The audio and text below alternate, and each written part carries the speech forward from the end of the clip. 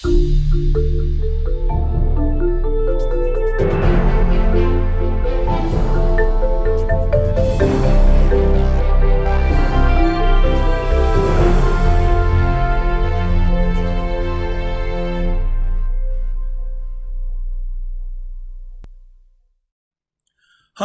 I'm Congressman David Trone from Maryland's 6th District.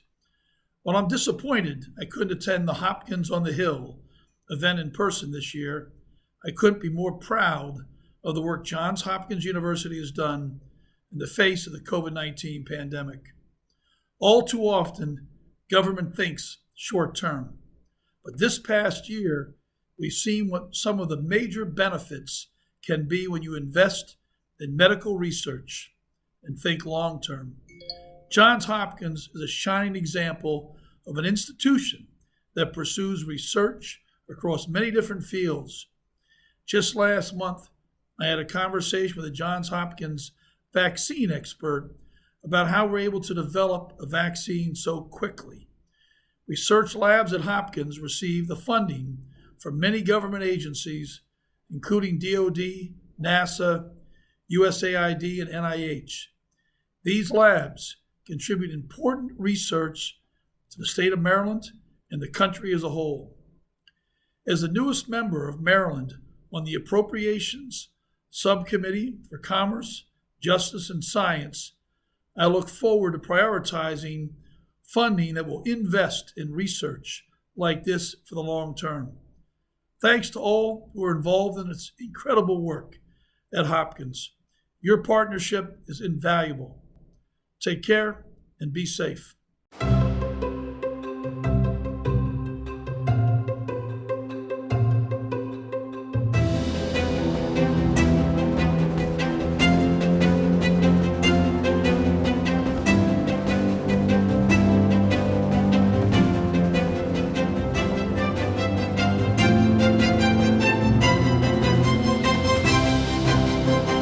Welcome. Welcome to Hopkins on the Hill. Welcome to Hopkins on the Hill at home.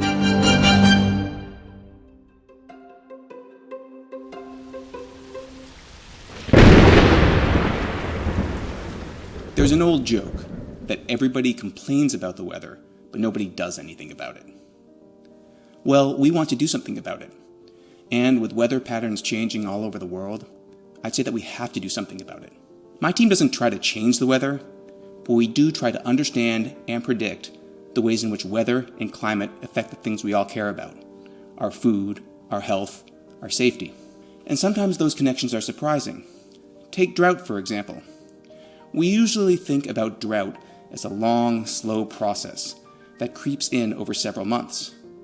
But recently, the United States has suffered from a number of rapid drying events called flash droughts. These droughts set in quickly, and they can devastate crops in a few weeks. The 2012 drought cost the United States over $30 billion. These flash droughts are hard to predict, so with support from the National Science Foundation, we work with partners at the USDA and NASA to develop early warning systems that leverage satellite imagery and advanced forecast models to get ahead of flash droughts and minimize the damage. Droughts are only one example of risks associated with climate. My team also applies our understanding of climate variability to understand and map the risk of enteric diseases around the globe. These diarrheal diseases kill about 500,000 children under 5 years old every year, and that doesn't account for the lifelong developmental deficits incurred by many who survive the illnesses. Working with researchers and health organizations from around the world, we built a data infrastructure and developed models that leverage NASA data to predict enteric disease outbreaks based on climatic and non-climatic factors, so that communities know their own risks and so that life-saving interventions can be directed to the right place at the right time. And when SARS-CoV-2 emerged, the virus that causes COVID-19, we leveraged that infrastructure to enhance the value of the Johns Hopkins Coronavirus Dashboard for COVID-19 research. We also respond to the weather phenomenon known as urban heat islands, which exist in numerous U.S. cities, including in Baltimore, where we work with communities and the city government to understand risks and develop heat response strategies. While the urban heat island refers to the general fact that cities can get significantly hotter than surrounding areas, heat islands actually vary in space and in time, with some neighborhoods experiencing substantially more intense heat than others. By studying heat islands and how they change over time, we can inform more targeted heat warnings and relief activities, and also help cities to determine which investments can most efficiently protect people's health and reduce environmental inequities. The ultimate goal of my work is to understand how climate works, how it affects people, and how scientists, communities, and leaders can work together to minimize climate-induced risks and maximize well-being.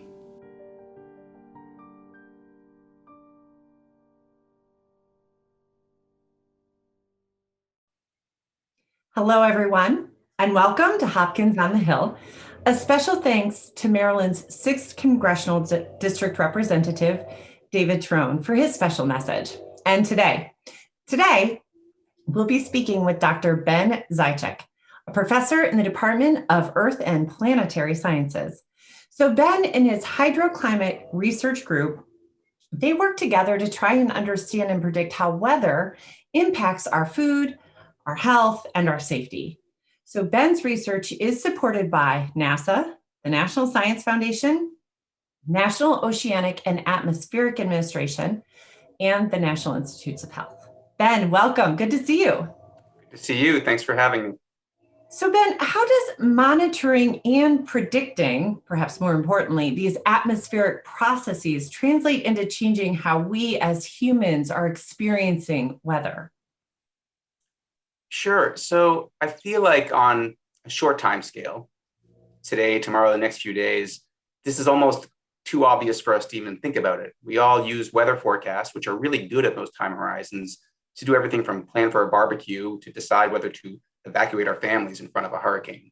Right? So we use this information all the time. And the economic value, the value to health, the value just to pleasure of life is just tremendous. Where it gets interesting to me, and a lot of what we work on, is when you try to look a little further ahead. So when you do what we call sub-seasonal to seasonal forecasts, weeks to a few months. And that's interesting both from a physics perspective for people like me, but also because of the almost inherent uncertainty in this semi-chaotic atmospheric system. That means those forecasts always come with a range of possible outcomes. So it's my job to try to make the forecast as good as we can. But it's also the collective job of me and all of our decision-making partners to decide how you make a forecast actionable, how you actually do something with that forecast in the context of that kind of uncertainty. How do you take forecast with uncertainty, for example, and decide whether to release water from your reservoir, or how to change your cropping or crop management decisions if you're in the agricultural sector? And you can go on with these examples where we're making investments in advance using an uncertain forecast. And if you have a good one, then you can do all kinds of things to optimize your planning and response to atmospheric variability. So let's talk a little bit more about that, this idea that we can change our experience and really our response. What's the value from the individual perspective all the way to policy level perspective of changing how we really truly experience weather, whether it be in the short term or according to your models, the longer term? Yeah, sure. So the short term, I think the individual is really, that's, again, we feel that pretty intuitively, how the individual can benefit from these short term forecasts. In the longer term, it honestly does kind of play from large scale, I'd say, down to smaller scale. And so I think, we're living an example of this, well, almost all the time, but certainly right now throughout the Western United States, right? So I think probably many here today are aware we're experiencing a historic drought, right? The water levels are dangerously low. The snowpack is meager. And so we're almost certain to see water shortages. We're already seeing rationing in terms of power generation and hydropower. And it also bodes poorly for the fire season, right? We probably will have an extreme fire season. But how bad is that going to be, right? And that's going to depend on what happens in the coming months. So if we can forecast on that timescale that I'm focusing on, things like the temperature, the rainfall variability, that will all influence how quickly the water gets drained from the soil, how quickly it evaporates, how much water we have left in our reservoirs and in our rivers. And then we can try to plan accordingly. And so we can try to optimize what's available for hydropower, what's available for agriculture, what's available for residential and industrial uses of water. If you have that information in advance, those are decisions that are made at scale, usually, pretty big acting decision makers, but that cascade down to affect everyone in their daily life. Thinking about that for 1 minute, can you who takes that information one step further when it comes to something like forest fires, right? You noted that it is possible we will see a pretty aggressive fire season this year. Is that because you are monitoring the amount of moisture in the soil, how quickly that's draining, and then thinking through, okay, if a fire were to start when the moisture levels are this to this to this is the scale it could potentially reach? Is that a further extension of what you work with, the ideas you work with? Yeah, exactly, right. And so it's always going to be probabilistic in that, and what I mean is by that, we don't know specifically where the fire is going to start because the fires are triggered by, well, arson sometimes, but often lightning or some natural thing that happens, right, that sparks the fire. And so it's hard for us to say to any individual homeowner, say, this year there will be a fire near your house. I don't know that right now.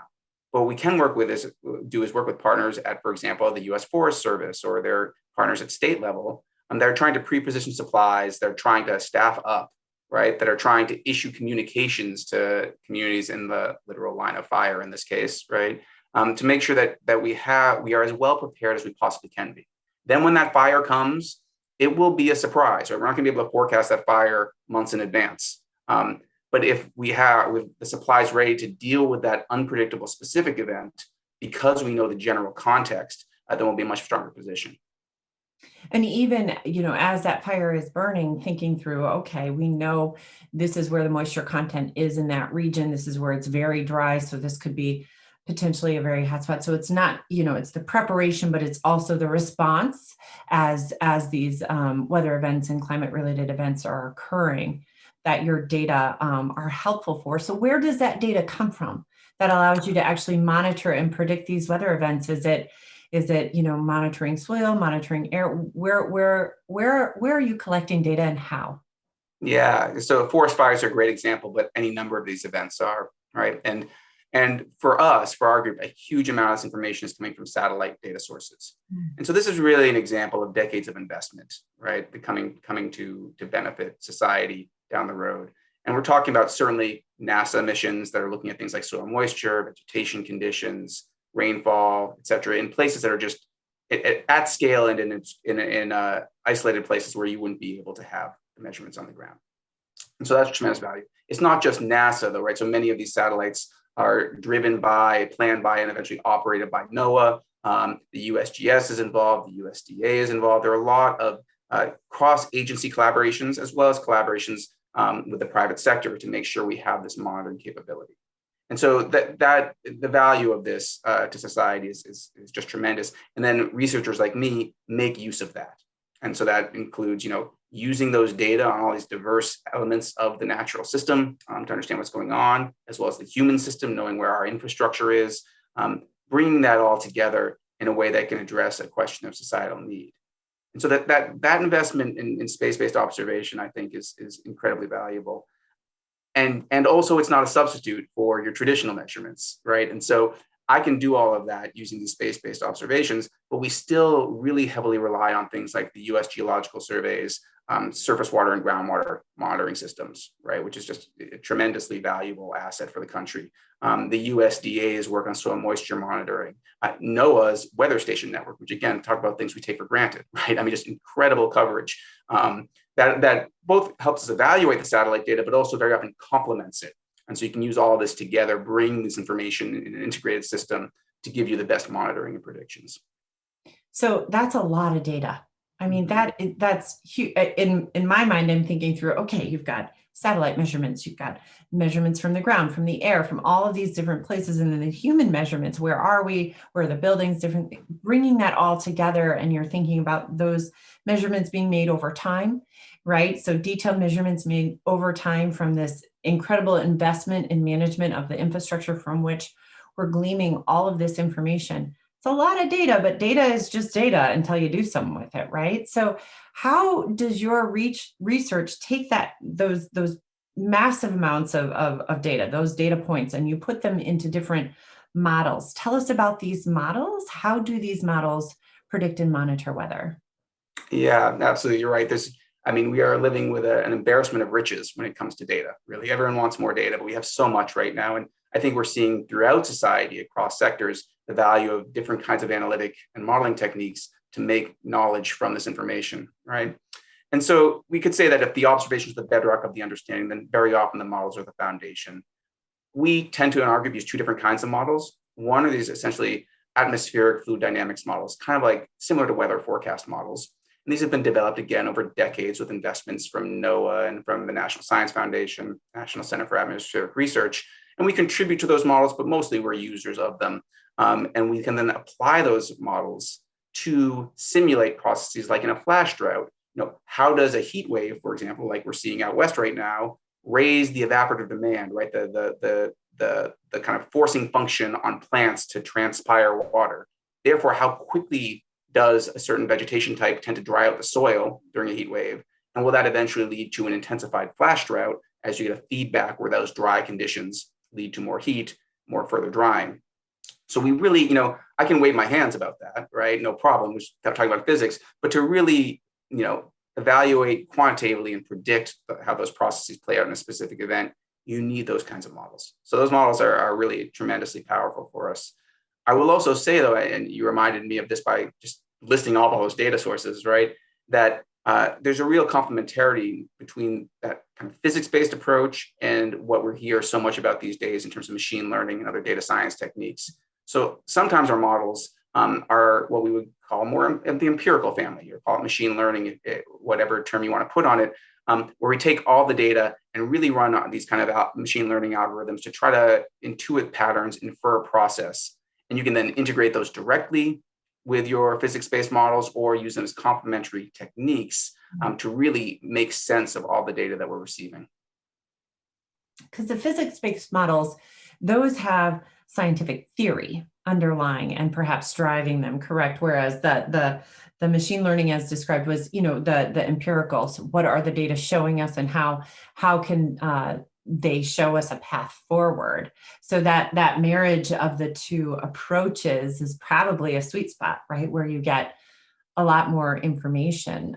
Flash droughts, as an example, you just noted, this kind of very particular extreme type of weather pattern would be a good place I could see to use and marry these models. But what about the kind of subtle everyday type weather situations going on? Is there anything that we can learn from our everyday weather patterns that are important for how we plan and prepare and experience weather in the future? Yeah, so the extremes are certainly important, and we spend a lot of time focused on them. But as you suggest, right, the weather's happening all the time. It's not always in the front of the headlines, and yet it shapes our natural system and our own behavior in these ways that really define our life on this planet in many ways. And so you can take examples of infectious disease, right? And so my group has, for some time, worked on issues like cholera, like malaria, some of these tropical diseases, and then most recently on COVID-19 in partnership with the team behind the Johns Hopkins coronavirus dashboard, other folks in the health sector, trying to understand how weather variability might influence transmission of the viruses, the virus in the case of COVID-19, and the severity of symptoms. And so that takes some teasing apart of these complex coupled natural human systems in which you've got all kinds of things changing in society and personal behavior and in the weather at the same time. And can you then out of that draw the relationships that might be useful in, for example, preparing for the next wave, the next outbreak of any given epidemic disease? And you can find some interesting things. Like, so for example, the work we've done on malaria in the Amazon, one might think, oh, when it's wet, mosquitoes are happy. And so when it gets wetter, you'd have more malaria transmission. It turns out that, at least according to our research, the Amazon's a pretty wet place. When you get extra rain, doesn't have to be extreme, but just extra, it tends to wash the mosquito larvae out of their breeding sites. And so it's too much water, and then you actually see a negative association with malaria going on. Cholera is another interesting one. You get cholera epidemics triggered both during wet times, right, when you get these flooding events that lead to contamination of water sources, for example, but also during dry times. And that's often when people are losing access to their primary water sources and have to compromise and go to a lesser quality water source. So in a more dry area, a drought can lead to a cholera problem. And so you find all kinds of interesting patterns that way. Another thing that I would actually call an extreme statistically, but people don't think about as extreme, is heat, right? I mean, heat has tremendous impacts on health, on society. and we don't necessarily put it in the headlines all the time the way that we do with hurricane, but it's a really big deal. Absolutely. I mean, even living in Baltimore, when the heat comes in, right, there are also air quality issues that arise, which impact people differentially, and people with asthma and cardiovascular disease are more vulnerable to the impact of that heat on their health. So, I mean, heat is a really interesting phenomenon, right? And with those historic heat waves happening in the West right now, and the concerns about the water, temperatures rising in general, how does your work on heat islands, as you mentioned in the video, how does that relate to all of this work that you do in monitor and predicting these patterns? Yeah, so we look at heat in my group at two different scales, really. One thing we try to do is understand the heat waves themselves, like the one that's hitting us now, right? And so that is some large scale climatology very often, right? You're looking at things like how do the winds over the North Atlantic and the pressure patterns there change the jet stream meanders in a way that ends up influencing the potential for like a heat dome to develop over a part of the United States, just for example. And so that's using, again, some of these fluid dynamics models of the atmosphere and using some satellite observations of large scale patterns. And then the second way that we look at is, as you just noted, is this phenomenon of the urban heat island.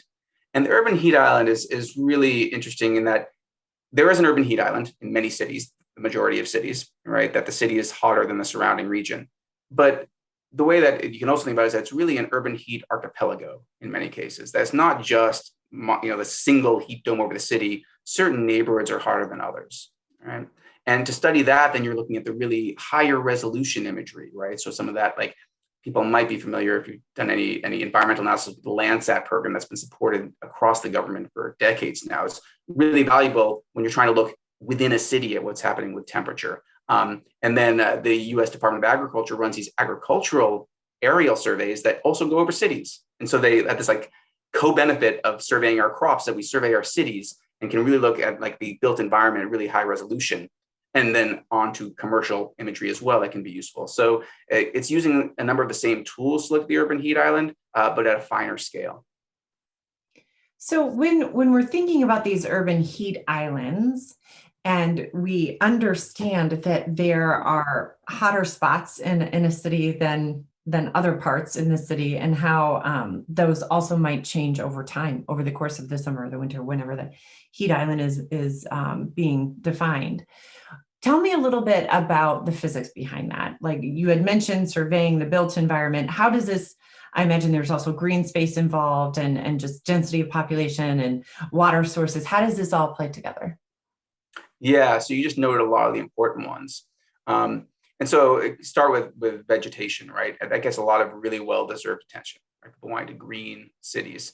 And so why is that? It's because vegetation is influencing several things. First of all, what we call the energy balance of the city, right? If you've got vegetation that has roots, that has access to deep soil moisture, that means that when you have a lot of energy coming in from the sun, like you do during the summer, that energy can be realized as what we call latent heat. We call it latent heat because that's evaporation. You don't feel it, right? It's a latent feeling.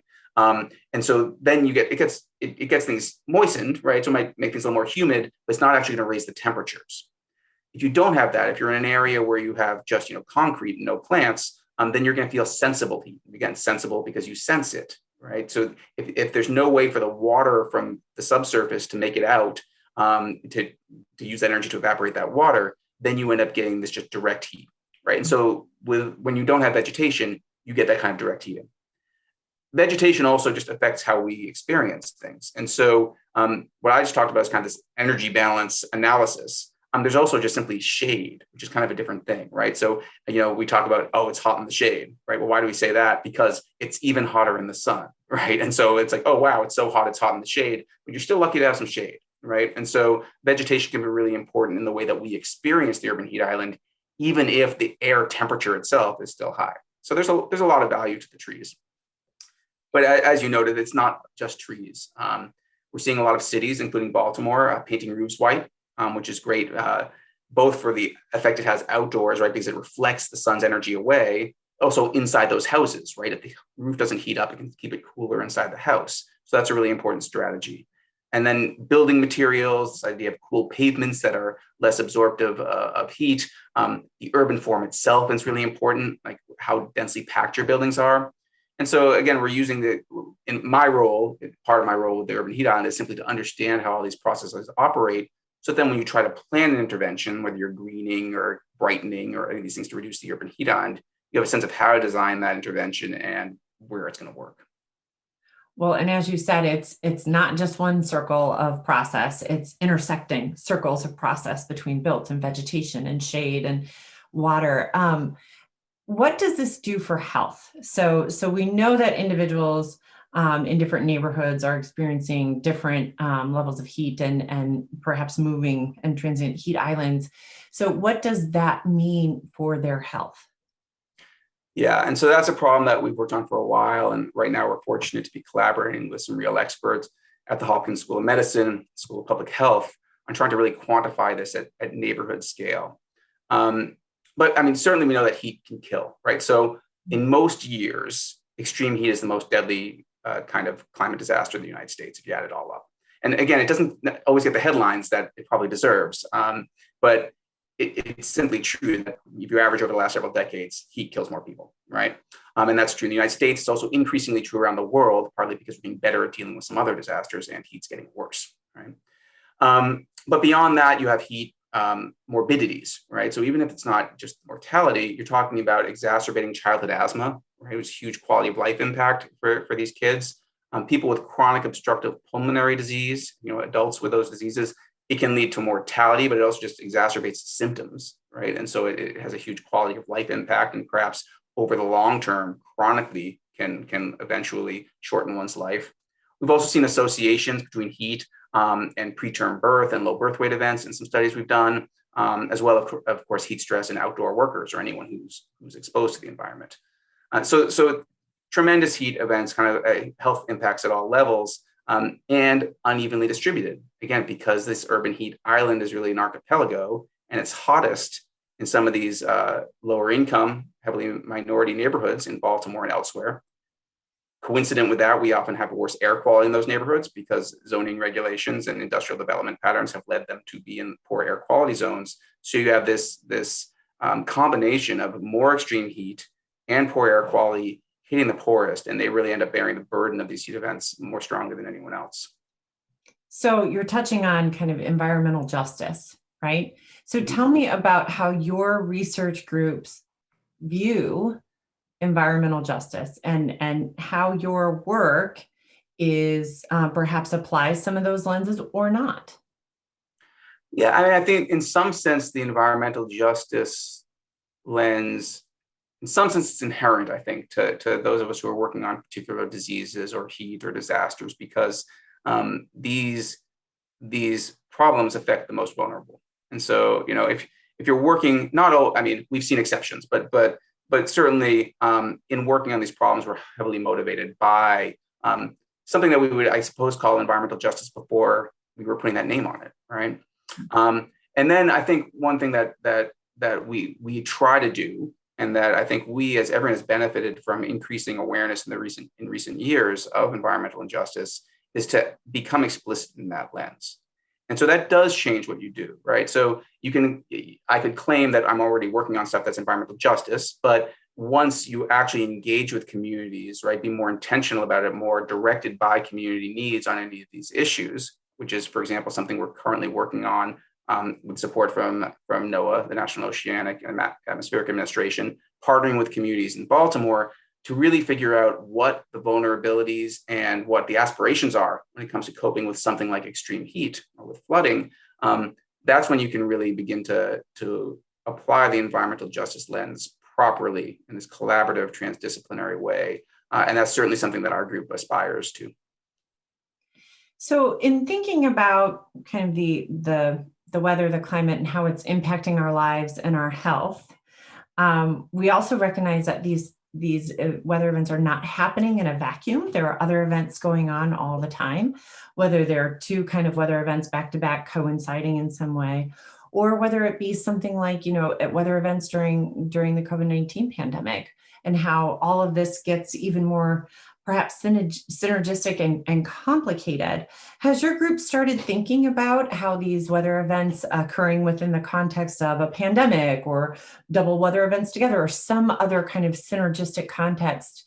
What does that do in terms of changing your frameworks and your focus when you're thinking about monitoring and predicting weather patterns? Yeah, context is everything, right? So, what the term that we use, and you, I think, might have just used yourself when we talk about these multiple events, are compound hazards, right? So we've got multiple things happening at the same time. It could be multiple weather events, right? It could be something like an extreme storm that knocks out power followed by a heat wave, right? That'd be a classic multiple hazard event. Or as you just mentioned, it can interestingly be hazards, not all of which are climate related. And so you can have something like a hurricane hitting during a pandemic. And then how does that change your evacuation strategies and your rebuilding strategies when you're trying to manage these multiple hazards? And so we're looking at that specifically, certainly in the context of certain disasters, right? How can you predict multiple kinds of hazards from the climate side of things, but putting it in the context of other stresses going on so that you can best inform response. And we also think about it generally as a framework of analysis. And so one thing that this requires really is participatory modeling and analysis of different risks. And so you can think about this in the context of, for example, food aid during a drought, right? And so we work on this in East Africa, thinking about how to best inform food aid distribution. But that's not just the drought causing the food aid, right? There's migration going on, there's political considerations going on. There are market forces, as anyone who's studied food aid or read about it in detail knows it can be counterproductive if it goes into the wrong place and ends up, hurting, the most vulnerable don't get it, or it just helps those with access. And so that's another sense of context, right? Where you could have one or more climate events laid upon all the hazards, transient and kind of and lasting challenges that we deal with as a society. And so really working collaboratively across fields, not just to say, hey, I just forecasted a drought, but say, well, no, how does that propagate through the entire system, right? And how do I, in fact, have to change the way that I analyze that system and how I present the results of a forecast, understanding how the system might react to such information. And that's an area, I think, where there's a lot of need for a better analysis so that we're no longer simply just, not that we simply raise arms, people do excellent work right on this stuff, but go as far as we can down the value chain of not just, saying, hey, watch out, here comes the climate event, and more saying, how do we collaboratively analyze these multiple stressors together? So Ben, it sounds like you have a lot of collaborators that oftentimes you're thinking outside the box to think, further down that value chain of the domino effect of this to that. What is the ultimate goal of your work and your research? Yeah, so I usually answer that in two ways, right? So as you noted at the beginning, we call our group the Hydroclimate Research Group. So we study the water cycle, right?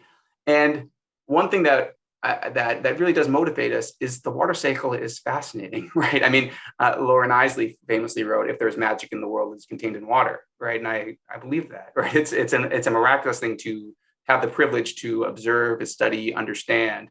And so we are motivated by that idea of wanting to understand hydroclimate because it's part of our role here, is to understand how these things work. Probably more of the time, right? So we try to enjoy that, and we do, but we're really focused on the fact that hydroclimate is dangerous to people, right? And so a lot of the examples that we've just talked about so far today are situations where what you're really trying to do is prevent human suffering, right? And so, we do what we can as a group to work with others, as you said, because we can't do it ourselves, right? Like there's some bit that's our part, it's my job to make a forecast better, right? But really work as much as we can with people to make sure that the information that comes out of our analysis systems is really working towards that goal of reducing vulnerability, of empowering people to make the right decisions so that there is less suffering. So it's not just building knowledge for the sake of knowledge, but it's the application to reduce that human suffering. So who funds this? Who funds this kind of research? Yeah, and so it's a collection of funding agencies that work on this, right? And so, we receive funding from some of the National Science Foundation, which is just an invaluable resource for discovery research, right? And so that's generally does more on the basic side of things, but not entirely, right? The National Science Foundation is also quite concerned with the societal benefits of everything they fund, right? And that's an important element. And I might say, in my experience, an increasingly important element for National Science Foundation funding. So that they've been, there's an amazing resource for our country. We also get a lot of support from NASA, and that's partly because of the tools we use, right? Because we use the satellite data. And also NASA has an entire applied sciences program that just does like incredible work like that. NASA, as part of its mandate, of course, is to understand, protect, and improve life on Earth, right? It's not all about going out to other planets. So that stuff is very cool. And so NASA has an applied sciences program that helps people like me connect with partners, with decision makers to move this forward. And NOAA, in the climate programs office at NOAA and other offices they've got are really on the front lines of helping scientists, communities, policymakers work together to deal with weather extremes and think about climate change adaptation. So those are just a few that I work with. But it's impossible not to leave somebody out, right? Because the Department of Energy is investing in the models and observations in a big way. The USDA and USGS with their observing systems and the models they develop. It's really a cross-agency and really cross-sectoral effort. Ben, I so appreciate the time you've taken to be with us today. I'm also appreciative of the fact that you agreed to take some questions from our audience who's tuning in from home. So please do send in your questions in the Hopkins at Home platform. The first one, Ben, is from Todd. Given the long-term predictors that are highly uncertain, what criteria would you use to make policy decisions? Yeah, and it depends on the decision, right? And I find this so interesting because very often when we're working with government actors, for example, right, you are dealing with people who are quite risk averse, right, to using a forecast for understandable reasons, right? We talk about the Red Cross Climate Center does good work on this, like where they analyze the hazard to someone like a policymaker of a false alarm, right? You pay a lot more for a false alarm and kind of political capital than you do for missing an alarm. And so for someone like that, right? And interestingly, you could actually say the same thing about like the small farmer in Ethiopia, right? Someone who's got a high discount rate, who doesn't want to be wrong, right? There you really need to go with what's most reliable, right? And so sometimes we aren't even forecasting. So like for this, the stuff we do on childhood diarrheal diseases, right? We aren't forecasting.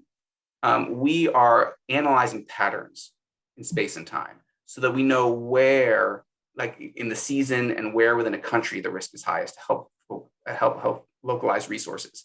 And we've had pretty good engagement with stakeholders on that because that's something it's not a forecast risk, right? So we're not using that uncertain forecast. Go to the other end of the spectrum, okay? A number of my former students now work for energy companies, right? And commodity trading firms, right? Like these are places where, as they say, like if you give them a 51% forecast, that's money in their pocket. And so there you push it a little bit more, right? And you might say, okay, well, in this context, we could go with something that has statistical skill, right? And therefore is worth using. If I come to a decision maker or making like a policymaker deciding, we work with folks who are trying to influence decisions on this. As some people might have heard of the international news, the big dam that Ethiopia is building on the Blue Nile, and right now the Arab states are asking for UN intervention on this. And so we issue forecasts for reservoir filling decisions, right? The people making those decisions don't want a 51% forecast, right? There you're really saying, okay, can we do something that's like more like a robust framework, like warn you if there's going to be a really significant drought, right? And that kind of qualitative information, like, hey, there will or will not be a high risk of a drought this year, might be more useful than something that's really precise. The statistical model has skill, but there's just too much uncertainty for someone to make such a large decision. Interesting. Have you looked at any of the data, speaking of how we use these data for recommendations, have you looked at any of the data from cities that have a higher prevalence of green planning, like green roofs and green spaces, et cetera, in terms of how that can impact the heat island phenomenon and or its impact on health? Yeah, and so those are two those questions flowed from each other and turned out to be very different in terms of how much we know. So how does green infrastructure affect the urban heat island? So we work on that, looking across cities, but also within cities at this archipelago problem. And there are clear, strong relationships, right? The more vegetation, the less the urban heat island, okay? Now, I could geek out on that for a while and talk about how there are some covariates there. And so it's not always obvious what the causation is, but it's pretty clear, right? Like trees help, right? And there have been good studies that I've not been involved with, but there was a really good study a couple of years ago that looked at the 100 biggest cities across the world or something. I don't remember the details right now, and showed exactly those relationships. So there's, there are caveats about climate zone, there are caveats about urban form in different cities. But in general, you can learn a lot from looking across cities and across neighborhoods to see these benefits of vegetation. So last question, and it's kind of a multi-part and a bigger question that I'd love to hear specific experiences that you may have had. It's from Stephen, and it asks about what you think is the most important when you partner with local policymakers. And Catherine adds, how do you get in front of these policymakers to influence their decisions? What are those examples? Could you, bring in some of the experiences you've had with federal funders? You noted NASA, NOAA, et cetera, and local policymakers. You noted Baltimore City or the state of Maryland. Yeah, so doing applied science is like life in general, right? It's about relationships. And so there are a few ways that gets done. And so in some cases, I've had the pleasure and the time to really develop the relationships myself. And so my group's been able to do a lot of work in Ethiopia, for example, and you drink a lot of coffee with people, right? You spend time talking to folks about it. Other times, I live in Baltimore, right? And so I can get out into these neighborhoods and talk to people, meet with people, attend neighborhood meetings. And so you get to the point where you're in front of people because you're in front of people, right? So you make yourself present, right? Showing up is 90% of life, something like that. So it's so building those relationships is, I think, really critical. But at the end there, Carrie, you mentioned the role of the federal agencies, and I will say that the federal agencies can be really valuable in providing some shortcuts, right? Because though I love that approach personally, the former approach, that's partly why I do what I do. You don't always have time to build all these relationships. And sometimes you want to move quickly with larger groups of decision makers. And that's where you have some great programs, right? So like NOAA supporting these RISAs, these regional integrated science and assessment programs that are kind of like these standing bodies that are continually building these relationships. So then when a new problem comes up, you can bring in the right experts and get at it. Another example that's highly voluntary, but is this thing that the American Geophysical Union runs, the Thriving Earth Exchange, where they are kind of like matchmakers and they help these groups come together. And on the international front, certainly USAID has relationships, and then NASA has worked with USAID on something called the Surveyor program, and they have these things they call hubs located around the world, and so that those hubs have staff that are from the region that have relationships across the region that are there, that are the reliable people that can be reached for year in, year out, right? And then researchers like myself might plug in, like a need is identified. We think we have the right way to solve it. We write a proposal to NASA. Perhaps we get funded to say, okay, now you link up with the hub, and they will bring in the network of collaborators. And my experience with that program has been really valuable, right? It allows you to work in a region where you don't know anybody, but you might be able to add some value, and they can bring those relationships for you.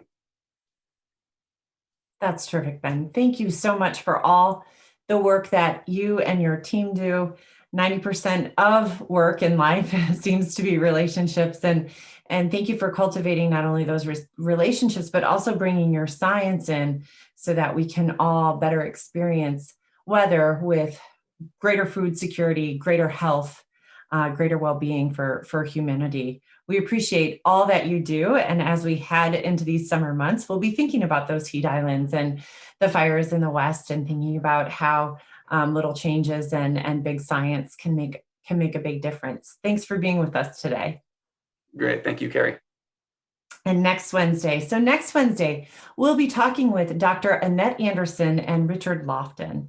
So Dr. Lofton and Dr. Anderson will discuss how disparities in education existed prior to the COVID-19 pandemic, but have become exacerbated during the pandemic. And as children and adolescents break for the summer, what needs to be done to get everybody on the same page or at least caught up so that when we re-engage this fall, as we continue to travel with these children in their learning journeys, we make sure that everybody gets what they need. So that will be a great discussion. Please tune in.